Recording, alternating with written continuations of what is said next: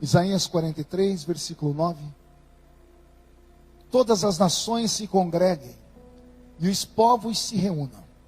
Quem dentre eles pôde anunciar isto e fazer-nos ouvir as coisas antigas? Apresentem, pois, as suas testemunhas, para que se justifiquem e para que se ouça e se diga que verdade é. Vós sois as minhas testemunhas, diz o Senhor, e o meu servo a quem escolhi, para que os saibais e me creais, e entendais que eu sou mesmo, e que antes de mim Deus nenhum se formou, e depois de mim nenhum outro Deus haverá. Porque eu sou o Senhor, e fora de mim não há Salvador. Eu anunciei, eu salvei, eu o fiz ouvir, e Deus estranho não houve entre vós, porque vós sois as minhas testemunhas, diz o Senhor. Eu sou Deus. Ainda antes que houvesse dia, eu era. E não há ninguém que possa fazer alguém escapar das minhas mãos, porque operando eu, quem impedirá? Vamos repetir esta última frase aqui. 1, 2, 3, operando eu. De novo, 1, 2, 3, operando eu. Maravilha. O último versículo do capítulo 43, ou melhor, capítulo 44, o último versículo do capítulo 44, vira a folha, só basta virar a folha, versículo 28. Quem diz de Ciro é o meu pastor, e cumprirá tudo o que me apraz. Dizendo também a Jerusalém ser edificada, e ao templo, funda-te. Assim diz o Senhor ao seu ungido, a Ciro, a quem tomam pela sua mão direita, para bater as nações diante da sua face. Eu soltarei os lombos dos reis, para abrir diante dele as portas, e as portas não se fecharão. Amém, igreja? Dá mais um glória a Deus aí, então, por favor. Eu estou sentindo dificuldade com o som aqui. Se você puder fazer o som chegar um pouquinho mais, tá bom? Queridos, a princípio eu tinha lido um texto de Apocalipse, porque era o que estava no meu coração. Mas enquanto a gente estava louvando aqui, o Espírito Santo falou ao meu coração sobre esse texto do livro de Isaías, que há muito tempo eu não lia. Esta frase linda escrita nesse livro profético, quando Deus diz que operando ele, quem impedirá? Deus deixando uma palavra aqui que é cósmica, é metafísica, é sobre-humana. Ele falando da sua própria natureza.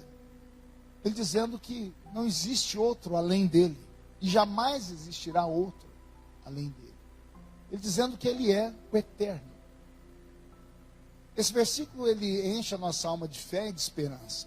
Mas conhecer a história por trás do versículo é um pouco melhor.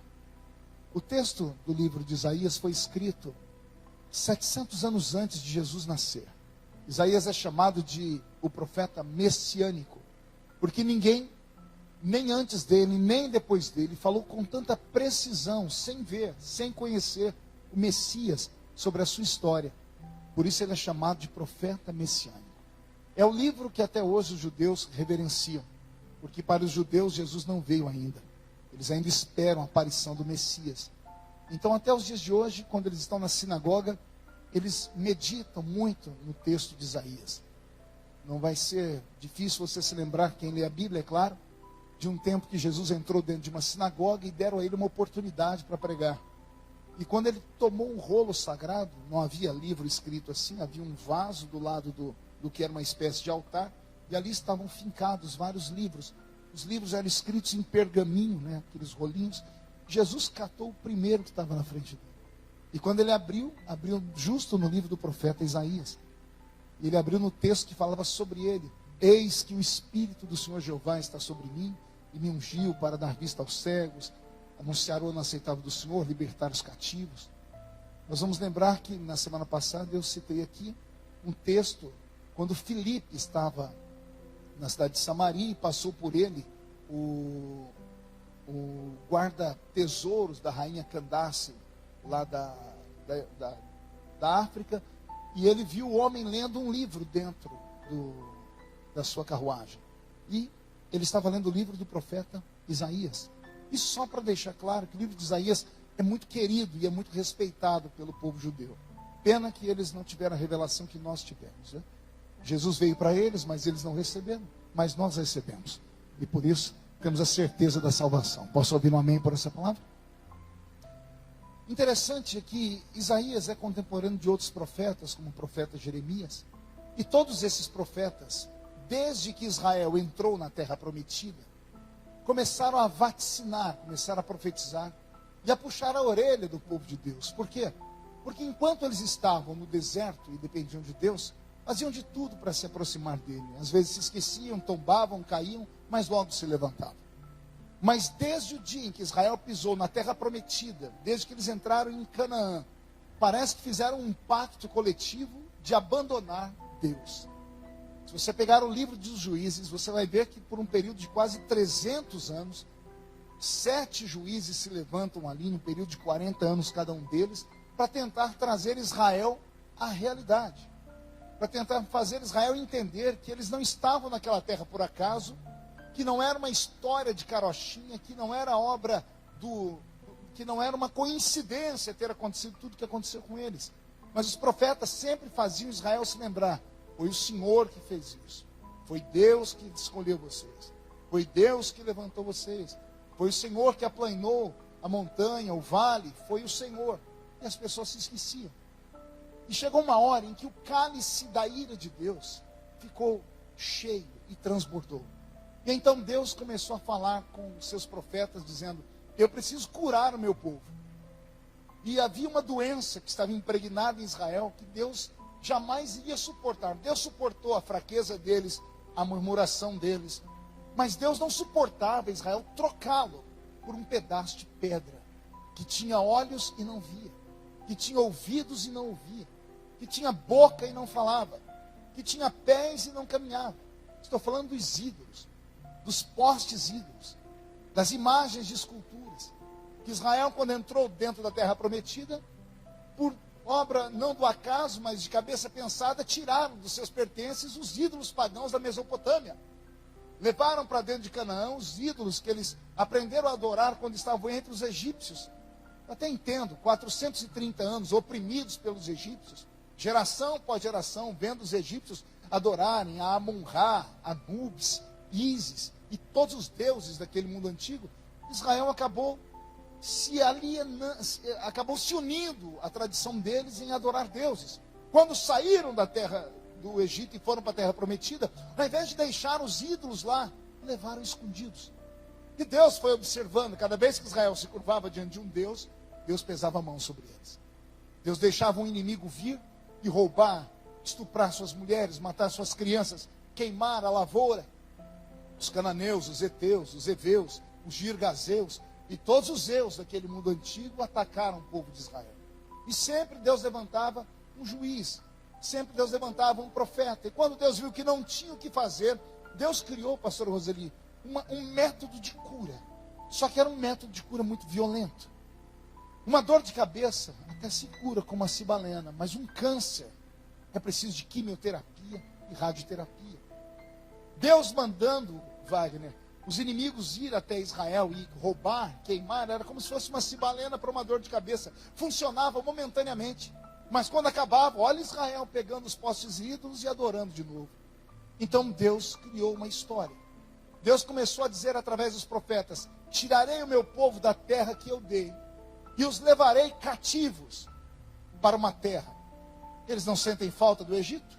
Não sentem falta do deserto? Não sentem falta do açoite? Não sentem falta da cebola, do alho? Não sentem falta da água barrenta? Não sentem falta da lavagem? Então vou levar vocês para lá. E o Senhor disse, o período que duraria o cativeiro de Israel seriam 70 anos.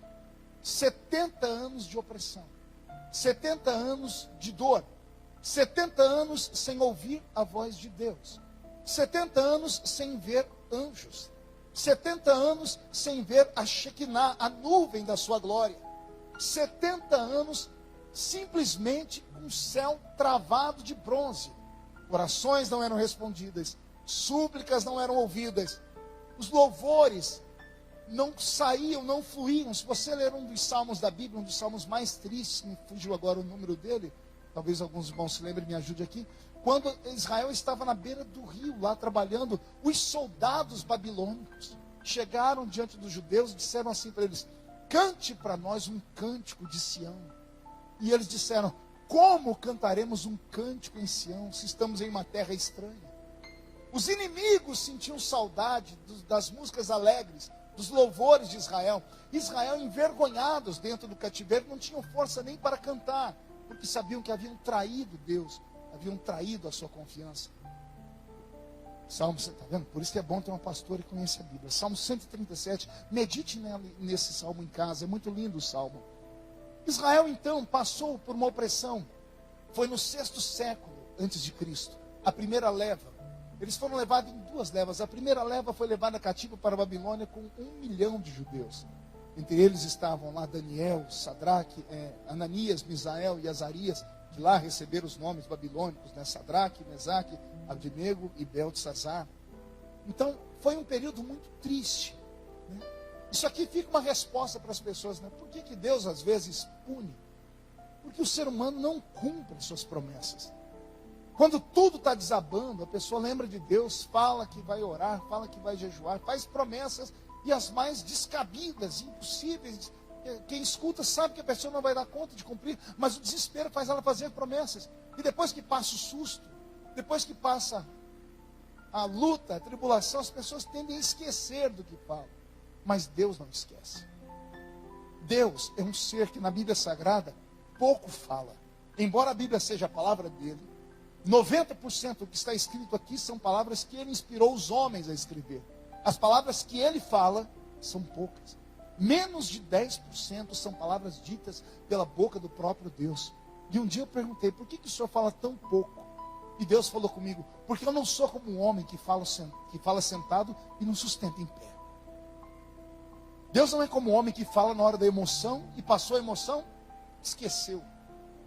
Deus está alienado à sua palavra. O caráter dele com a sua palavra é imutável. O próprio Cristo é a palavra encarnada. No princípio era o verbo é a palavra. Então Deus não pode se contradizer. Então o Senhor falou comigo: eu falo muito pouco, mas quando eu falo, eu cumpro. Pegou aí ou não? Alguns pegaram, vou falar de novo. Deus não é de falar muito, mas quando ele fala, passa o céu, passa a terra. Mas as palavras que ele falou não podem passar jamais. E nós estamos debaixo de uma promessa de Deus. Quem tem uma promessa aí ainda? Então dá um glória a Deus com máscara e tudo, vai lá. Israel ficou oprimido por 70 anos. E Deus já havia dito através do profeta Isaías que coisas grandes iriam acontecer. O profeta, quando escreveu esse livro, mal sabia que esse cativeiro aconteceria tão rápido ou levaria tanto tempo. Ele não sabia, ele não tinha noção disso. O profeta, apenas inspirado, escreveu o seu livro. O livro de Isaías foi escrito quase que 100 e poucos anos antes do homem que está escrito aqui, que nós vamos ler sobre ele já já, o que nós já lemos, eu vou falar sobre ele, antes dele nascer, antes da mãe dele nascer, antes da avó dele nascer, o livro já estava escrito. Então Israel está oprimido lá dentro de Babilônia, os babilônicos estão mandando sobre o mundo. Babilônia, lembrando, quem conhece Bíblia, lá no livro de Daniel, aquela estátua da visão, a cabeça de ouro, né, o reino mais perfeito que o mundo teve, a maior civilização de todas, né? Então quem olhava para o rei Nabucodonosor e os seus, e aqueles que vieram depois dele, Dario e outros mais, achava que aquele reino jamais iria passar. Seria um reino eterno, seria o grande e poderoso reino. Mas Deus, para cumprir a sua palavra, Ele muda os tempos, Ele muda os reinos, Ele muda os governantes. Para Deus cumprir o que Ele fala, Ele mata, ou Ele faz nascer. Para cumprir o que Ele fala, Ele abre porta, ou Ele fecha portas. Para cumprir o que Ele fala, Ele exalta ou Ele abate. Porque Ele, quando determina, ninguém faz a palavra dele recuar para trás. A não ser um coração muito contrito. Olha o que eu vou falar agora. Que algumas pessoas falam assim: Deus volta atrás. Todo mundo diz assim: claro que não. Ele fala e cumpre. A não ser que no meio do caminho haja um coração contrito. que tem um rei que recebeu a seguinte palavra da boca do profeta: assim diz o Senhor, no leito em que subistes não descerás, certamente morrerás. Esse rei virou para o lado da parede, estava tão doente que nem ajoelhar conseguiu. A Bíblia diz, e o rei virou para a parede e fez uma oração. A oração dele foi essa: eu tenho sido fiel. Ele não fez uma oração de 1 hora nem de 2 horas, ele só disse isso: tenho sido fiel. O profeta estava descendo a escadaria do palácio, Deus falou: volta. Eu imagino o profeta dizendo: mas já morreu, já vou dar a extrema-unção, o que eu vou fazer? O Senhor disse: volta. Quando ele entrou, o homem está vivo. E o profeta disse: o que é para falar? O Senhor disse: fala para ele que eu vou dar mais 15 anos de vida para ele. Então, um coração contrito muda o coração de Deus. Mas a ira de Deus durante o cativeiro foi tão violenta que não teve choro, não teve rogo, não teve nada que fizesse Deus mudar, porque Deus queria curar Israel de um câncer. Para curar de uma dor de cabeça, ele mandava o inimigo roubava, violentava, estuprava, queimava. Mas agora Deus quer curar Israel de um câncer. O câncer se chama idolatria. Diga comigo: idolatria. É tão desconfortante e desconfortável falar sobre isso hoje, em século 21, né? Idolatria.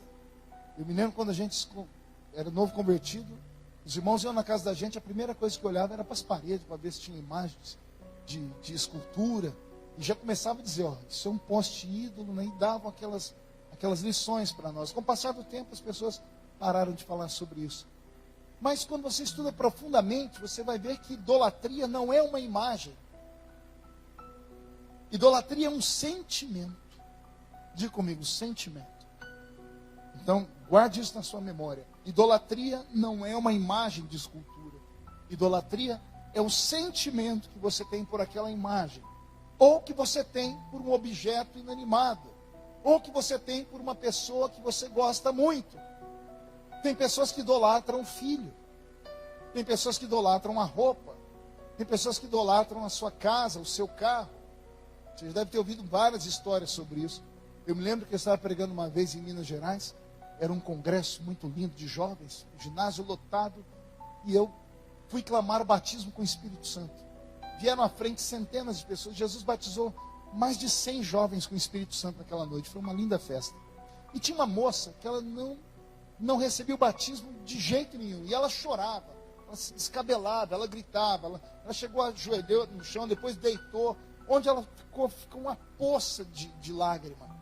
E aquilo foi me incomodando. Eu voltei para o púlpito, todo mundo voltou para os bancos e ela continuou ali ajoelhada, clamando e pedindo. Aquilo me incomodou. Eu falei: Deus, por que o Senhor não dá a ela o que ela pede? O Espírito Santo falou comigo: olha o que eu faço. Saiu do meio do ginásio uma irmã do círculo de oração, aquelas assembleianas de coquinha. Ela veio marchando no meio do ginásio. Chegou naquela moça, botou a mão na cabeça dela e arrancou um prendedor de cabelo. Quando ela puxou o prendedor de cabelo, a moça levantou os braços e começou a orar em línguas. Eu fiquei em choque. Eu falei: meu Deus, é pecado usar prendedor de cabelo. Assembleiano. E o Senhor disse: não é isso. Deus falou comigo: sente com ela no fim do culto e pergunte o que era aquele prendedor de cabelo. Fiz isso, chamei a moça com 2 irmãs, falei: o que tinha nesse prendedor de cabelo? Ela disse: olha, eu ganhei de um ex-namorado meu. E esse prendedor de cabelo aqui me fez brigar com as minhas irmãs, e eu briguei até com a minha mãe. Minha mãe, para comprar roupa para mim, tinha que ser uma roupa que combinasse com esse prendedor de cabelo. Eu não deixava ninguém tocar nele. Era um amuleto da sorte. Olha que interessante. Quando aquela irmã arrancou aquilo da cabeça dela, o Espírito do Senhor desceu sobre ela. Ela não estava com uma imagem. Ela não estava ajoelhada em um grão de milho, carregando uma cruz até uma certa cidade. Não, ela estava com um objeto. Só que aquele objeto era para ela uma coisa muito... valia mais do que as irmãs dela. Valia mais do que a comunhão com a família dela. Aquilo se tornou uma idolatria. Que Deus nos cure das idolatrias que temos. Que Deus nos livre daquilo que nos separa dele. Nada pode ter um lugar maior na nossa vida do que o próprio Deus. Eu tenho visto algumas igrejas hoje ensinando errado, dizendo primeiro família, depois Deus. Esse não é o tratado bíblico. É Deus, família. Deus acima de tudo. É o que está escrito na palavra. Jesus disse: acontecerá brigas em casa por causa do meu nome. pai contra filho, filho contra mãe, por amor a mim. Então Jesus disse: quer ser meu parente? Minha mãe, meus irmãos são esses que me seguem aqui. E isso é família para ele. Então Deus tem que estar acima de tudo na vida da pessoa. Então Deus queria curar Israel da maldita idolatria. Então esta cura viria através de um tratamento pesado, uma quimioterapia, uma radioterapia de 70 anos de silêncio. Diga comigo: silêncio. O que dói mais? Um puxão de orelha de Deus ou o silêncio de Deus? O que é mais dolorido para nós? Quando vem alguém e nos repreende, quando a palavra toca a nossa ferida e arranca aquela casca, deixando a ferida viva em dores, quando o pastor, quando alguém que o pai e a mãe puxam a nossa orelha, ou quando há uma indiferença. A indiferença dói muito mais. Então, quando Deus quis curar Israel, ele virou as costas. Ele deixou eles sozinhos. Deixou eles gritando, clamando. Porque o que eles pensavam? Gente, todas as coisas que aconteceram com nós, era 40 anos. Passava 40 anos, a gente caía, a gente chorava, Deus vinha e nos socorria. Então, fiquem tranquilos. Os primeiros 40 anos dentro daquele cativeiro, para eles, eu acredito que era normal. Eles esperavam que passasse os 40 anos. Que se você pegar o livro dos Juízes, como eu disse, de 40 em 40 anos, Deus levantava um juiz. Vinha uma miséria, mas vinha uma grande bênção. Vinha uma luta e vinha uma libertação. 40 anos no cativeiro. E o céu de bronze. 45, 50. E aqueles que foram presos no cativeiro morreram todos aprisionados. Só que antes de morrer, eles falavam aos filhos que nasceram no cativeiro: há uma promessa de que o Senhor vai nos perdoar. Fiquem atentos. Fiquem atentos ao livro. Encontraram no livro do profeta Isaías a profecia de que aconteceria a tragédia do cativeiro, mas que Deus um dia levantaria um libertador. Que Deus um dia traria sobre eles o grande milagre. Que um dia Deus operaria e ninguém o impediria. Que um dia aconteceria esse mistério. 70 anos se passaram. Quantos anos? 70 anos. 70 anos se passaram. Os primeiros 40 anos da geração que veio presa, todos morreram. Como eles estão cativos, não tem como aprender a usar flecha, não tem como aprender a usar arco, não tem como aprender a usar arpão. Não tem como o pai ensinar o filho a se defender, porque eles eram escravos. Diga comigo: escravos. Mais uma vez, escravos. Como eles eram escravos, eles não conseguiram ensinar os seus filhos a se defender. Então a geração que nasce dentro do cativeiro de Babilônia não sabe lutar. A pergunta que fica é: se eles não sabem lutar, como é que eles vão ser livres do cativeiro? Do maior rei que a terra conhecera, que era o reinado de Babilônia, através de Nabucodonosor, Dario e outros mais. Como ser livre? Aí vem Deus e começa a mostrar para eles que tudo que Israel tinha era Ele. Que Israel tinha que confiar apenas nele. Que a força de Israel não estava em carros nem em cavalos, estava nele. Que não eram os médicos, era ele. Que não eram os advogados, que era ele. Que não era o juiz, era ele. Que não era o político, que era ele. Pega esta palavra, espero que ela esteja caindo no seu coração. Você está entendendo isso? Porque nós somos o Israel moderno. Nós somos o novo Israel. Isso aqui é uma palavra para quem está debaixo de um cativeiro.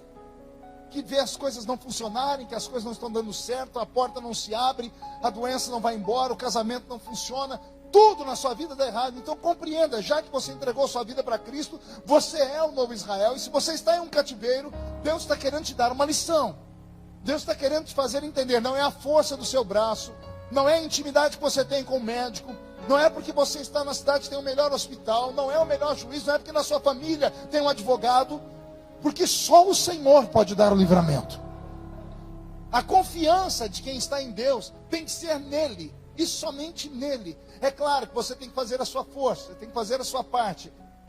Se precisar, vá ao médico, se precisar, vá à farmácia, mas nunca deixe de confiar no eterno. Nunca deixe, porque a Bíblia Sagrada diz assim, que em vão vigia o atalaia, se o Senhor não guardar a casa. Ou seja, não adianta você ter na porta da sua casa cerca elétrica, guardas, guarita, Se Deus não guardar a sua casa, vem o bandido, ele desliga a energia da cerca elétrica, ele mata o guarda e te leva embora. O que nos protege é invisível, porque aquele que nos protege não dorme jamais. Eis que não dorme o guarda de Israel. Você tem essa confiança em Deus? Então dá mais um glória a Ele aí, por favor. 70 anos se passaram, quantos anos? E acontece o inusitado. Babilônia é atacada pelos medos e persas. A segunda maior civilização que a terra conhecer em armamento bélico. Primeiro foi Babilônia, depois foram os medos e persas. Os medos e persas invadem Babilônia, caem por terra. Essa história está escrita no livro do profeta Daniel, na noite em que a mão de Deus cravou o dedo na parede e escreveu: Mene, mene, tekel, urfacim. Pesado foste e achado em falta. Passou de ti o teu reino. Quando Daniel fala ao rei Beltesazar. Então, a Bíblia Sagrada é cheia dessas histórias lindas, né? Ninguém imaginava que Babilônia fosse sucumbir, que Babilônia fosse cair. Ela caiu exatamente por um povo, ou por dois povos, os medos e os persas, e eles dominaram Babilônia.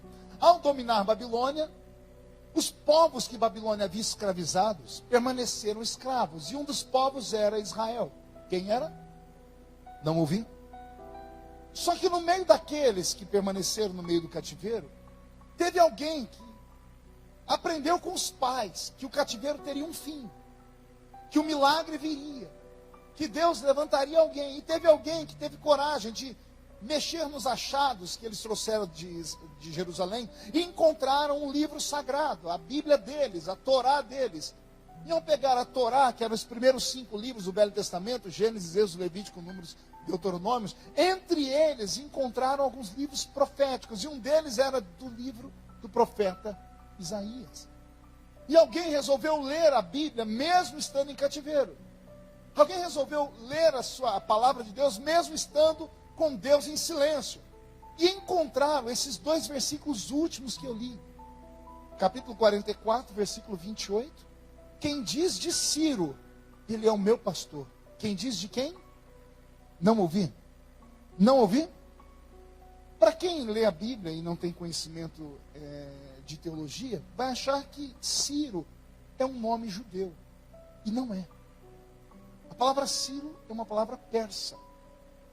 A pergunta que fica é: o que um nome persa está fazendo num livro judeu? Detalhe: um livro escrito 200 anos antes da avó de Ciro nascer. E quem é que domina Babilônia? Quem é que vem reinando sobre os medos e os persas?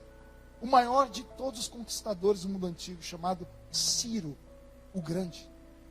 Ciro domina Babilônia. Ele finca o seu trono e começa a segunda maior civilização do mundo a reinar. E um belo dia Ciro está lá no seu trono e ele ouve alguém dizer que tem ali uns judeus que querem falar com ele, representantes dos judeus. Lembrando que Babilônia tinha mais de 1 milhão de judeus presos. Então era um exército de escravos. Então o representante dos escravos foi falar com Ciro. E quando marcou a reunião com ele, Ciro atendeu. E diz a tradição que essa pessoa que chegou em Ciro disse: Ciro, eu vim aqui porque você precisa libertar o povo de Israel. Você precisa deixar com que nós voltemos para a Babilônia. A tradição diz que Ciro olhou para a pessoa e disse: olha, eu não tenho nada contra vocês, mas eu conquistei a Babilônia e vocês são mão de obra gratuita, vocês são escravos. Eu não tenho nada com vocês, eu conquistei um reino e vocês são meus escravos, não posso mandá-los embora. E a pessoa disse: e se eu te apresentar um documento que diz que você é obrigado a me soltar, a nos soltar? E Ciro diz: me traga o documento.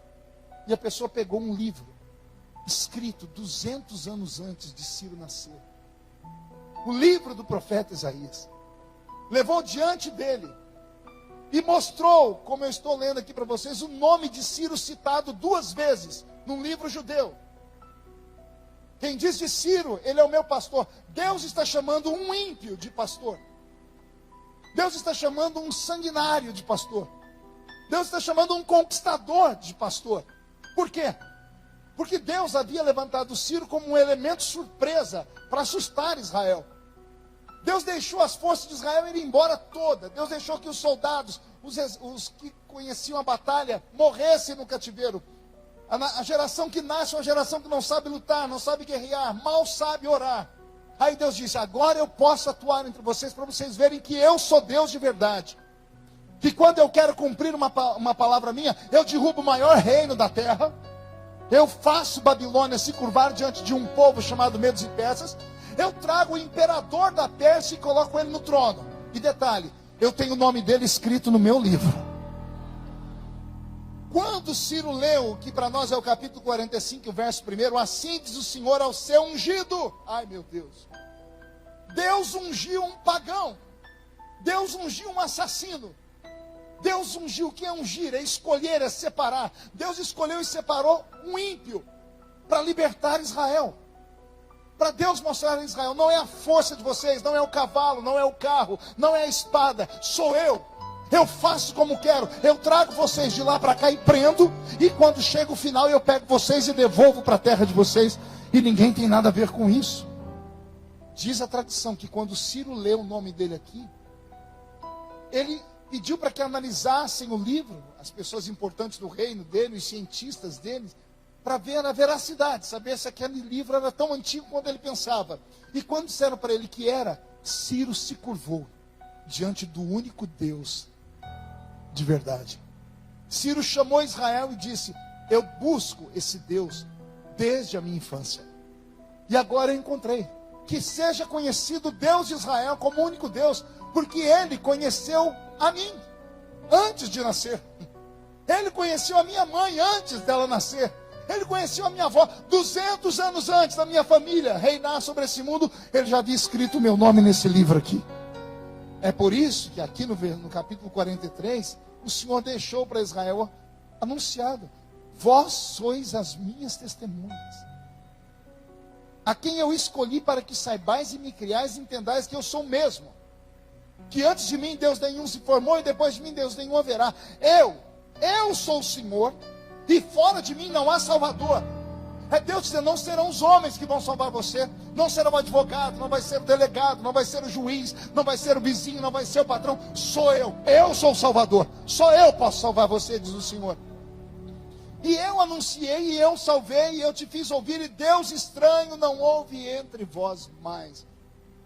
A tradição e a história de Israel mostra que quando Israel retorna para a terra deles, Israel é curado como nação. Depois do cativeiro, os judeus nunca mais adoraram outro Deus. Vou repetir. Depois de 70 anos de silêncio e dor, os judeus nunca mais adoraram outro Deus. Foram curados. A quimioterapia, a radioterapia funcionou. A hemodiálise divina funcionou. Deus tirou o sangue ruim e colocou um sangue de um adorador neles. Deus tirou da mente deles essa história de estátuas, porque nenhuma estátua pode dar a Israel a liberdade e a libertação que eles precisavam. Deus mostrou para ele que ele comanda o mundo como se fosse um jogador de xadrez. Ele levanta peças, coloca peças, é ele quem comanda tudo. Por isso, aquele que teme a Deus tem que entender que o que nós estamos passando no mundo agora está tudo sob o controle de Deus. Está tudo como tinha que estar. E você que está em Deus, receba esta palavra: só Ele pode proteger você e sua família. Não é esse álcool gel, não é essa máscara, não é o isolamento social, não é o governo, não é os R$600 que o Bolsonaro está dando, não é nada disso. Quem protege o crente que teme a Deus é o Senhor. Porque nós sabemos que homens mudam, governos mudam, situações mudam, pragas vêm e vão. Lembra, veio a AIDS, foi embora, encontraram a cura, veio outras doenças, vieram. Quem permanece é somente o eterno Deus. Por isso, quando você sair daqui, sai abraçado com Ele. Você pode fazer isolamento social de mim, mas não faça isolamento social de Deus. Você pode não pegar na minha mão, mas toque na mão de Deus. Você pode não falar comigo face a face, mas fale face a face com Deus. Porque Ele ainda é o eterno, só Ele pode nos ajudar. E eu quero profetizar em nome de Jesus, que todos os ídolos que estão na nossa vida, o Senhor vai nos mostrar essa semana. Pegue esta palavra porque ela é profética. Deus vai nos mostrar esta semana quais são as idolatrias que temos na nossa vida ainda. E quando Deus te mostrar, por favor, abandone essa idolatria. Coloque ela de lado. Fale com Deus. O Senhor é quem manda na minha vida. O Senhor é o alvo da minha vida. O Senhor é tudo. E sem o Senhor, eu não sou nada e não tenho nada. Quem acredita nisso? Se você acredita, então recebe esta palavra. Agora sim, operando Deus, quem impedirá? Assim como Ciro foi um elemento surpresa para Israel, eu profetizo que você será um elemento surpresa da sua família essa semana. Será um elemento surpresa do seu trabalho, da sua casa. O Senhor vai te levantar. Ninguém dava nada por você, e de repente a solução vai vir da sua boca, do toque da sua mão, da sua inteligência. Porque Deus vai usar o seu povo para libertar os demais, porque é tempo de libertação. Mas continuo dizendo, Deus tem que ser o centro. Deus tem que ser tudo. Porque sem Ele nós não somos nada. Amém, igreja? Fique de pé comigo. Há muitos anos atrás, eu conheci um pastor, ele veio pregar aqui em Orlândia uma vez. Ele veio com a equipe dos Gideões e pregou lá no ginásio. Pastor Gedielson Rodrigues. Pastor Gedielson se tornou um grande amigo meu, encontrei ele nos Estados Unidos, e um dia sentado com ele, ele me contou uma história que ela mexeu com o meu coração, e eu contei essa história pelo mundo todo, em algumas pregações minhas eu tenho ela. Ele disse que um dia ele estava pastoreando lá na população ribeirinha, era, se não me falha a memória, na ilha de Marajó, e ele falou que era domingo de manhã, e ele chegou numa igrejinha que era uma palafita, né? Uma casinha de madeira coberta de sapé, em cima da água. E ele chegou para dirigir a ceia naquele lugar. E ele era pastor era um campo, e lá era uma congregação muito pobre, e ele foi lá dirigir a ceia. E ele disse que quando ele estava lá cantando, né, um microfone ligado a uma caixa de som, ligado a uma bateria de carro, né, não tinha energia elétrica. E ele estava dirigindo o culto, aí ele disse que chegou perto dele um índiozinho, um menininho, pequenininho, puxou o paletó dele, o pastor tirou o microfone e falou, o que foi? Ele disse, eu quero cantar. O pastor Gideelson falou que olhou para ele e disse assim, você vai cantar, mas vai na sua casa e coloca uma camiseta. E coloca pelo menos um chinelinho no pé. Ele estava só com um shortinho. Aí o menininho saiu, ele continuou o culto. Passou uns 20 minutos, ele está lá sentado na cadeira, dando oportunidade para os irmãos. Puxaram o paletó dele de novo, ele olhou do lado, o menininho de novo disse assim, eu quero cantar. E ele falou, mas eu já não falei para você em casa, colocou uma camiseta para você vir cantar? Ele pegou e saiu. O culto estava terminando, o pastor Gedielson falou que levantou a mão, estava quase dando a bênção apostólica, puxou o paletó, ele olhou o menininho de novo, disse, eu quero cantar. Ele falou, mas eu não falei para você em casa colocar uma camiseta? Ele falou que o menininho encheu o pulmão de ar e disse, eu não tenho camiseta e nem chinelinho, mas eu quero cantar. O pastor Gedielson disse que ficou todo desconcertado e falou, irmãos, antes do culto terminar, vamos deixar o nosso irmãozinho cantar. E o menininho agarrou o microfone e começou a cantar assim, Jesus é tudo para mim, Ele é tudo para mim, Ele é o tesouro que eu tenho guardado em meu peito, Ele é tudo para mim. Ele é o tesouro que eu tenho guardado em meu peito, Ele é tudo para mim. Que a fé dessa criança invada o seu coração. Pai, o Senhor é tudo para nós. Nós não temos nada sem o Senhor. De vez em quando eu me pego em casa, Deus, sentado com as minhas filhas, e eu sempre faço questão de lembrar a elas, a minha esposa, minha sogra, que tudo que nós temos veio do altar. Que tudo que eu sou, que o Senhor me transformou, veio do altar. Cada um dos seus filhos que aqui estão, Pai, precisam ter esta consciência. Cada um daqueles que aqui dentro estão tem que dizer a si mesmo que o Senhor é tudo para eles. O Senhor é tudo para nós. O Senhor é o tesouro que nós temos guardado dentro do peito. Se nós não tivéssemos te encontrado, ou o Senhor nos encontrado, Senhor, onde estaríamos nós agora? O que teria sido da nossa história, Pai? Quantos amigos eu enterrei, Senhor? Quantos amigos não conheceram a sua voz? Quantas pessoas o Senhor poderia ter se revelado a elas, pessoas mais importantes, mas o Senhor se revelou a nós. O Senhor veio aqui na Vila Tatu, Pai, e entrou naquela casinha pequena e se revelou para mim. Deus da minha infância, eu te dou graças e te peço, se revela para o seu povo nesta noite.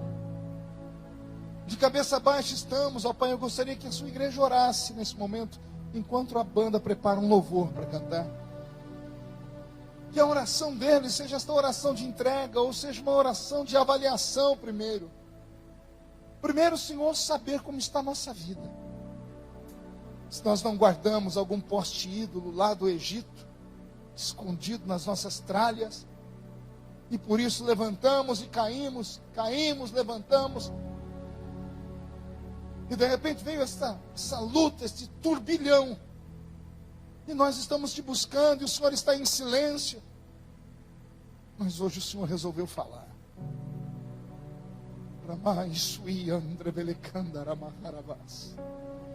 O Senhor resolveu falar conosco nessa noite. E o Senhor disse aqui que operando o Senhor ninguém pode impedir, meu Pai. Deus que libertou Israel daquele cativeiro, liberta o seu povo que está aqui hoje. Quebra o arco, corta a lança. Eu digo basta esse tempo de miséria. Eu digo basta esse tempo de luta. Eu digo basta esse tempo de vazio. Basta. É hora dos seus filhos conhecerem a sua presença. É hora dos seus filhos conhecerem a sua glória.